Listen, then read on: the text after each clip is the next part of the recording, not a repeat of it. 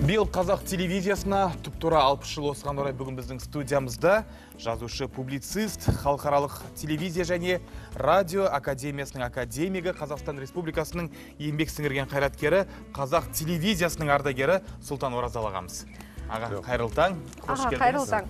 Енді жаңа әріптесім айтып өтті ғой, биыл, яғни нақтырақ айтатын болсақ 8 наурызда қазақ телевизиясына тура 60 жыл толады. Сол 60 жылдың 55 жылында өзіңіз басы қасында барсыз, 55 жылдық тарихында. Біз үшін үлкен жауапкершілік енді осындай мерейлі жылда тікелей эфирде жұмыс істеу, ал сіз үшін аға несімен қымбат? Телевизия деген жалпы адамды еріксіз үйіріп әкететін, барынша қызықтырып отыратын, сонымен қоса өзі бүкіл халқыңа барыңдағы бойыңды талантың болсын, қасиетің болсын танытатын өнер саласы. Ал енді осының маңыздылығы сонда, біз сол телевизия атты өнердің тұңғыш дүниеге келгеннен кезінен бастап, жалпы әлемдік телевизияның алғашқы қадамынан бастап қызмет еттік. Өйткені жалпы телевизия деген техникалық жағынан соғысқа дейін қалыптасып қалды. Ал одан кейін дүниежүзілік соғыс басталдыдағы көптеген елдерде телевизия тоқтап қалды.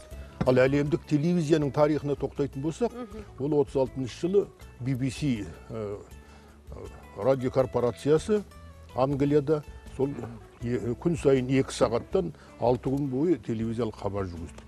Мінекей әлемдік телевизияның тарихы содан басталады. Ал біздің сол кездегі кеңес одағында бұл соғысқа дейін басталып шағын ғана әрекеттер, тәжірибелер болғанымен негізінен бәрі соғыстан кейін басталды. Әлемдік телевизияның барынша дамыған дүниежүзінің ең ұлы елдеріне ол сол 50-ші жылдар келді. Ал бізде мысалы үшін содан 7-8 жылдан кейін 58-ші жыл өзінің жарығын жақты, отын жақты. Сөйтіп қарасақ, егер тарихына қарағанда біз әлемдік телевизиямен қатар бір кезде, бір дәуірде дүниеге келген екен, техникалық жағынан болсын, өнер жағынан болсын. Сондықтан біз олардың бәрімен қатар тұрып жұмыс істедік. Жақсы болсын, жаман болсын. Сіз қалай келдіңіз аға телеарнаға? Ол енді ол кезде бір кереметтей бір аңсап, осы телевизияда істейін деп келген адам емес еді, шынымды айтайын. Мен университетті қызыл дипломмен бітірдім. Мені Семейден пединститутына мұғалімдікке жіберіп еді, бірақ Алматыда журналистикаға жалпы жазушы боламыз деген талаппенен сонда жүргенде мені бірден Қазақ радиосына шақырды. Қазақ радиосының Ұшқын атты жастар редакциясы болды. 6 айдай сол жерде қызмет етті.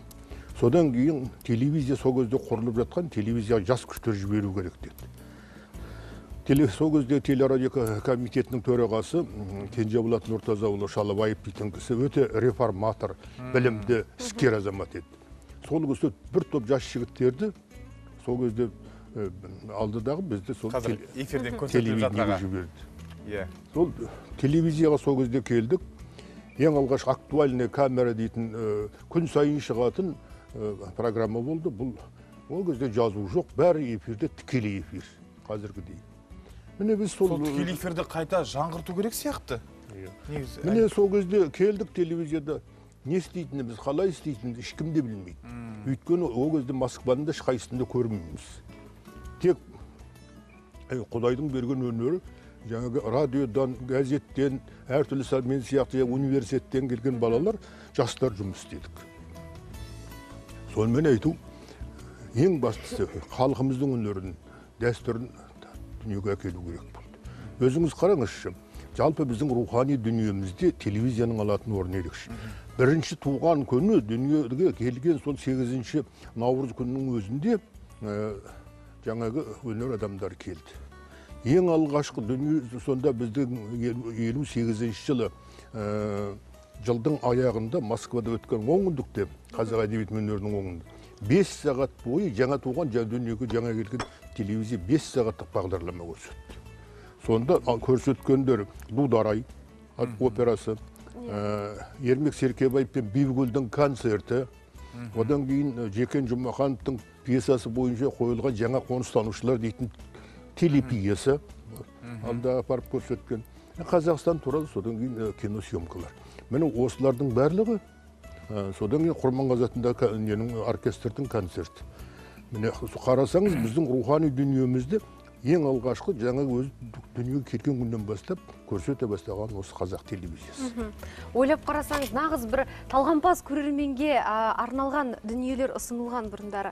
Ал бүгінде осы қоғамның рухани өмірінде телеарна бір үлкен орын алып жүр ме? Ғаламтор дамыған заманда қалай ойлайсыз? Мына ұлттық идеяны дамытуда. Мен жаңа айттым, туған күнінен дүниеге келгеннен бастап біздің рухани дүниемізге ерекше кірген өнер. Ал енді бүгінгі күні телевизиясыз өмір сүру мүмкін емес. Ол талай эксперименттер жасалды. Бір ай, 2 айға шыдауы мүмкін адам телевизияны көрмей.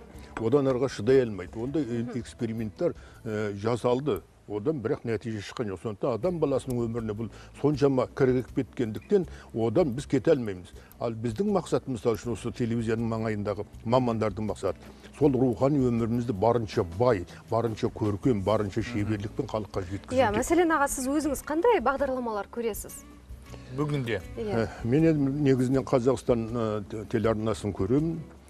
Осындағы жаңалықтарды көбірек көремін әрине. Жаңалықтар қалай беріліп жатқан бақылау үшін басқа телеарналармен салғастырып отырамын, қайсысы қалай көрсетеді деген.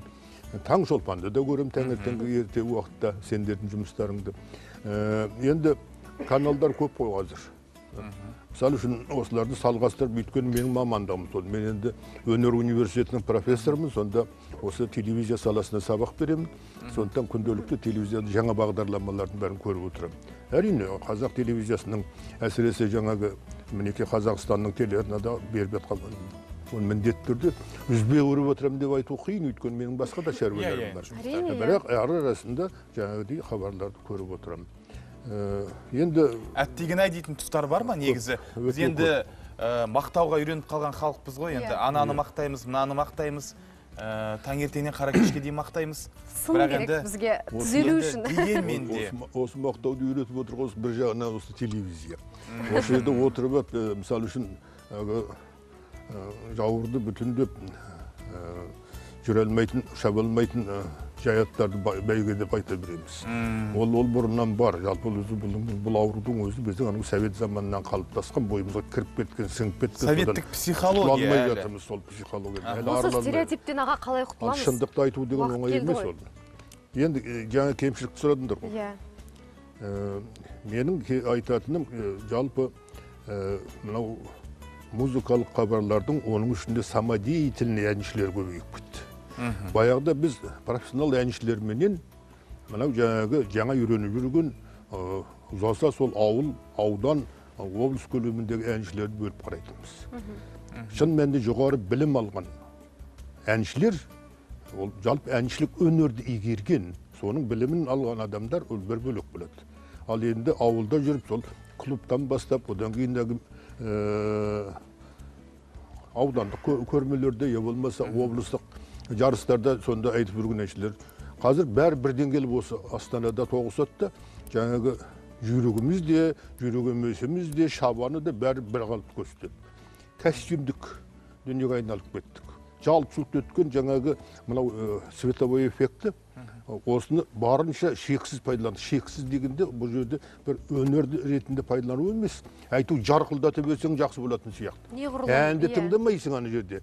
Ана көз алдыңда жаңағы көлбеңде бүрген адам, костюмі бар, жақсы көйлек киеді. Қазір иншалла халықтың жағдайы жаман емес, қыздарымыз бәрі жақсы киінеді, жақсы боянады. Yani біргелік болып бір жатыр. Ең тіпті шошытатын мені осы хабар жүргізіп жататын дикторларымыздың, диктор емес енді тіпті қазір диктор деген де аты жоқ, барлығы жүргізуші ғой. Осы қыздардың түрлері бірдей. Құдай сақтасын. Ана қазіргі қыздарға арналған программа аштыңдар. Осы Қазақстаннан. Сонда төрт қызға бар жүргізеді. Бақытты әйел жобасы. Бақытты әйел. Енді оның мазмұнына бәріне тоқталмай қойып, сол төрт қыздың өзін мен ажырата алмаймын. Мен неше рет қараймын, осыны қайсы деп. Көздері бірдей, кірпіктері бірдей, бет ауыздары бірдей, барлығы тіпті кейде көздерін соншама тұрпайы бояйтындықтан тіпті өзі қараша көрінбей қалады.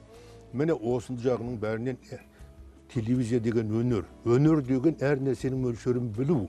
Артық демес, кем демес. Сұлулық деген де сол, мінсіздік деген де сол. Ал бізде айту сұлу болу үшін баттастырып бояу жаға беру, қас пен көзді жапсырып алу кірпікті, осының барлығы тіпті көбейіп береді. Кейбіреуінің кірпігін былай көзін жұмған кезде мұрнына дейін жетеді. Ал енді осының өзі әділдік. Бірақ біз ондай емеспіз, аға, қараңызшы бізге. Алдыңызда отырмыз ғой. Ал осыны қыздар байқау керек, әсіресе қыз балалар. Сондықтан біз жаңағы бір типке айналып бармауымыз керек. Бір қалыптан шыққандай болмауымыз керек. Әр қызымыздың өзінің табиғи сұлулығы ең басты сол. Табиғи сұлулықтан артық ештеңе болмайды. Ол қаншама жапсырып, қаншама бояған менен. Сондықтан біз өнер атаулының өзі бояу деген мөлшермен, суреткерлік деген мөлшерді білу. Бір мысқал артық кетсең ол өнер болмайды, бір мысқал жетпей қалсаң ол өнер болмайды. Дәл болу керек. Мінекей біздің өнерде осы телевизияда осындай талғампаздық кейде жетпей жатады. Бұл бір. Екінші айту сөйлегеннің жөн екен деп біздің киіліге береді. Адам тыңдай білмейді. Біздің жүргізушілеріміздің бойында үлкен кемшілік. Кісі тыңдай білу керек. Алдымен кімді айтып отыр? Шақырдың ба? Тыңда.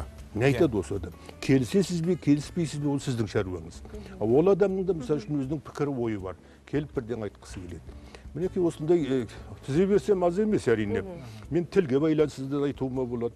Тіпті басқаны қойғанда біздің телеарналардағы жүргізіліп жатқан мынау әлгі жарнамалардың өзі сауатсыз. Әсіресе мына 7-ші каналда өте көп сауатсыз сөздер. Аударма бірден калька ретінде аударады да ғана. Екі-үш ауыз сөзді қазақша бере алмайды. Сонда ол жарнамасы кімге керек? Оны мыңдаған рет қайталайды. Сөйтеді біздің жалпы мына көрерменнің бойына тіл білмейтін жастарға қайдағы бір қажетсіз, қолайсыз сөздер тақпалайды. Жарнама деген үлкен саясат. Ол үлкен саясат. Онымен қалай болса солай қарауға болмайды. Айту ақша берді екен деп мына халықты жаңағыдай жөнсіз сөздерменен, ойсыз сөздерменен, қолайсыз сөздерменен азаптауға болмайды. Сондықтан бұл мәселеге де, мысалы үшін телевизия басшылар, ол Қазақстанға емес, басқа арналардың бәрінде де осындай нәрселер көп. Әңгіме қызып жатыр, біз әңгімемізді шағын жарнамадан кейін, аға ұрыспаңыз, жалғастырамыз, арнамыздан алыстамаңыздар. Жарнамаға ақша келеді ғой, аға. Білесіз өзіңіз. Сондықтан дәл уақытысында Сіз айтқан жарнама уақыты да болып кетті, аға. Қандай жарнама көрсеткенін біз білмейміз, бірақ дегенмен де қазір енді жарнама табыс көзінің бірі болып жатыр ғой бүгінгі таңда. Дегенмен ұлттық арнада көрсетілетін жарнамалар, аға, өзіңіз білесіз, бұл ұлттық деген сөз болғаннан кейін үлкен жауапкершілік жүктейді, сондықтан барынша тиянақты болуға тырысамыз. Аға, енді жаңа жарнама кезінде әңгіме қозғап қалдық қой, бүгінгі жастар жөнінде, жас мамандар жөнінде, бүгінде өнер университетінде дәріс бересіз. Жастардың телеарнаға деген пікірі қандай қазірде? Ұмтылысы қандай? Жастар көре ме екен? Ал енді шынын айтқанда қазір біздің замандағыдай емес, телевизия екінші планға шығып бара жатыр.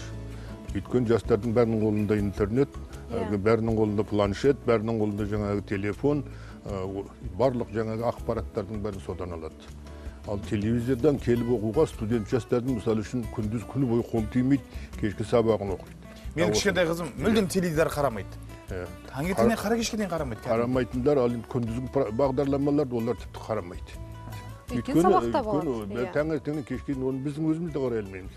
Қызметте. Сондықтан әрине, бірақ оған қарап телевизорды ешкім көрмейді деуге болмайды. Сіздердің аудиторияларыңыз бір бөлек. Ол әр аудитория. Ал енді кешке қарай болатын бағдарламалар жастар өздеріне керектілерін іздеп, жаңағы әйел махаббаты сияқты хабарларды жастар қарайды. Менің студенттерім соны барлығына жаңағы тапсырма беріп, пікірлерін жаз дегенде көбі соған жазыпты. Ұнататыны бар, ұнатпайтыны бар. Ал енді шын мәнінде оған қарап телевизияны, мысалы үшін кісі көре ме, көрмей ме, көру еді. Біз көбіне соған тым әуестеніп кеттік. Аудитория қашанда бар, оны нақты біліп отырған бізде ешқандай сараптаушылар жоқ. Сондықтан жалпы біздің қоғамның әрбір ортасына арналған хабарлар болу керек. Таңертеңгі хабарларды көбіне үйдегі әйелдер көреді. Ол дегеніңіз үлкен күш, ол деген үлкен аудитория. Таңертеңгі мысалы үшін мектепке бармай тұрған балалар көреді. Ал кешкі хабарларды әрине сағат 8-9-ға дейін ешкім көре алмайды, бәрі жұмыста. Әсіресе Астанадан үйіне жеткенге дейін 8-9 сол уақыт болады. Содан кейінгі хабар, міне осыдан кейінгі көрсетіліп жатқан хабарларға соны программа жасауда біздің мысалы үшін жаңағы телевизия басшылар қатты ойлану керек. Бұл бағдарламаларды эфирге қоюдың өзі үлкен саясат. Қай кезден Ал енді қараңыз, қазақ тілінде хабарлар Қазақстанның 6-7 бас несінде, бағдарламаларында, жаңағы телеканалдарында сағат 12-ден кейін көрсетеді. 3-4-ке дейін әйту эфирді толтырудың мақсаты. Ал сонымен қоса, тағы бір жерде үлкен саясат тұр. Қазақ тіліне деген көзқарастың нашарлығы әлі де түзелген жоқ. Бұл біздің телеарналардағы, мысалы үшін, біздің ұлттық саясатымызда мемлекеттік тілімізге деген көзқарасындағы әлі де қайшылықтардың көп екенін, әлі де осыған қалай осылай қарайтындығын көрсетеді. Мен кеше ғана бағдарламаларды, жаңадан бағдарламаның алдында қарадым. Тек қана 12-ден кейінгі барлық телеарналардағы хабарлардың бәрі тек қазақ тілінде. Бұл не нәрсе? Бұл мазақ қылу ма? Я болмаса осыны көріп отырған ешкім жоқ па? Біздің идеология саласында отырған мемлекеттік органдарда отырған адамдар қайда қарап отыр?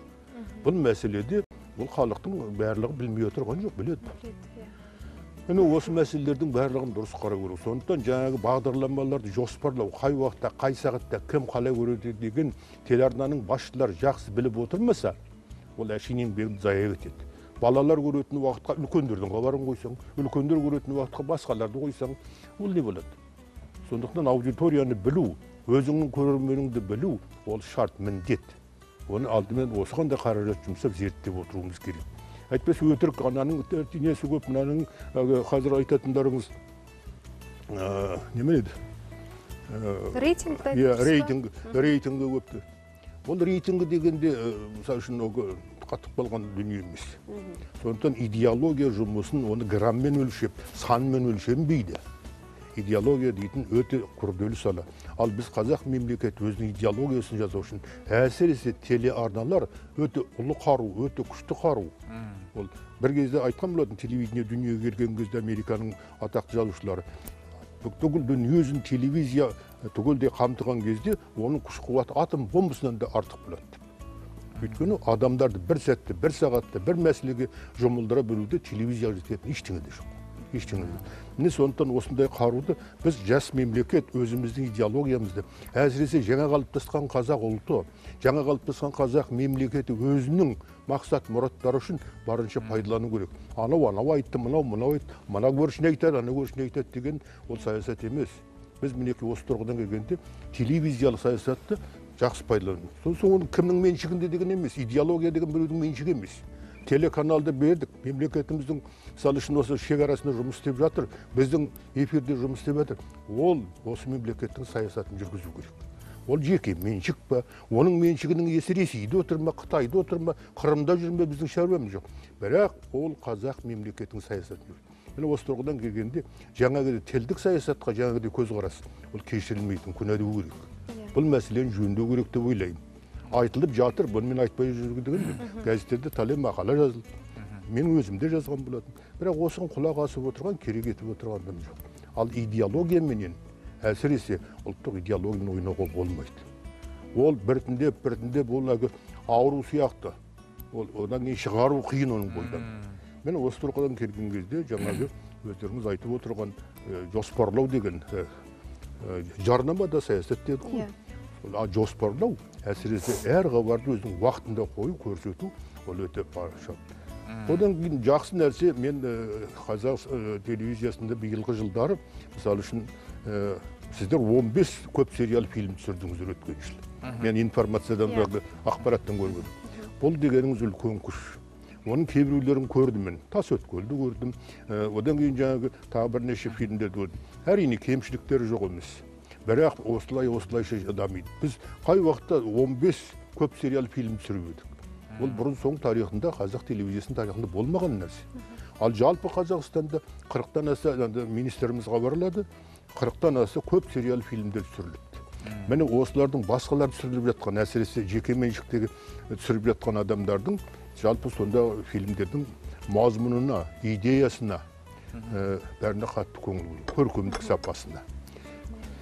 Сондықтан бұл шаруада да, мысалы үшін, мақтап айтарлық біздің осы 60 жылдық тарихымызда үлкен жетістік деуге болады. Онымен қоса мен бұрында айттым, мына сияқты телеорталықтың болуы, бұл әлемдік дәрежедегі техника бар сіздердің қолдарыңызда. Ал енді осы техниканы пайдалана білуде. Қалай пайдаланасыздар? Шығармашылық деген қуаты сонда. Мысалы үшін, Пушкин де қаламмен жазған, Абай да қаламмен жазған, қазіргі біздің ақындарымыз да қаламмен жазған. Қазіргі ақындарымыздың мүмкіндігі тіпті күшті. Оларда компьютер бар, оларда бірақ ол қуат деген, талант деген нәрсе ол жалғыз ғана құралға байланысты емес. Ол құрал көмектеседі, таратады, мүмкіндікті көбейтеді шығармашылықтың. Бірақ шығармашылық жасайтын адамдар. Телевизияда, жалпы менің ұғымда телевизияда істейтін 25 пен 40-тың арасындағы адамдар болу керек. Сұлтан аға, ең қуатты кезі адамның. Сұлтан аға, біздің құлағымызға уақыт болды деп айтып жатыр енді. Осы кез. Ең алдымен аға, өзіңізге алғыс айтқымыз келеді. Сіздің әсіресе сыни пікірлеріңіз өте орынды, ол көпшіліктің көкейінде жүрген сауалдар. Сондықтан енді өзіңіз жаныңыз ашып, жанашыр болғандықтан айтып жатырсыз ғой. Көп рахмет. Ол олқылықтардың орны толады деп сенеміз. Бір шама келелі әңгіменің басын қайырдыңыз енді. Алдағы уақытта студияға шақырып, тағы да осы қазақ телевизиясының 60 жылдығына орай көптеген әңгімелерді қозғаймыз деген ойдамыз аға. Әрине біз бірге істеген талай адамдардың аттарын атауымыз керек. Бұл синтездік өнер ғой. Бұны жалғыз адам жасамайды. Бірақ лидерлер болады шығармашылықта. Бастаушылар болады. Соңынан одан тобымен ереді. Сөйтіп коллективті еңбекпенен нағыз телевизиялық шығармалар туады. Сондықтан жалғыз біз ғана емес, сол кезде талай қазақ телевизиясын жасауға еңбек сіңірген адамдарымызды ұмытпауымыз керек. Олар өте бар, оларды бірақ ескерусіз жатыр. Солар туралы шығармалар жазылу керек, мақалалар жазылу керек, хабардар жасалу керек. Енді оның шет жағасы жасалып та жатыр. Бірақ мінеки 60 жылдық кезінде біз жалпы Қазақстандағы телевизияның барын бір жинақта болатын уақыт болған сияқты. Осы 60 жылдықтың қарсаңында өзіңіз айтып өткен сіздің замандастарыңыздың, сіздің әріптестеріңіздің портреті жасалып, бейне үзіктер дайындалып, күнделікті ұсынылып жүр көрермендерімізге. Көп рахмет аға. Құрметті телекөрермендер, біздің студиямызда қонақта жазушы, публицист, Халықаралық телевизия және радио академиясының академигі, Қазақстан Республикасының еңбек сіңірген қайраткері Сұлтан Оразалы мырза. Рахмет аға, көп студияға келгеніңізге. Бағдарламамыз жалғасады одан ары қарай.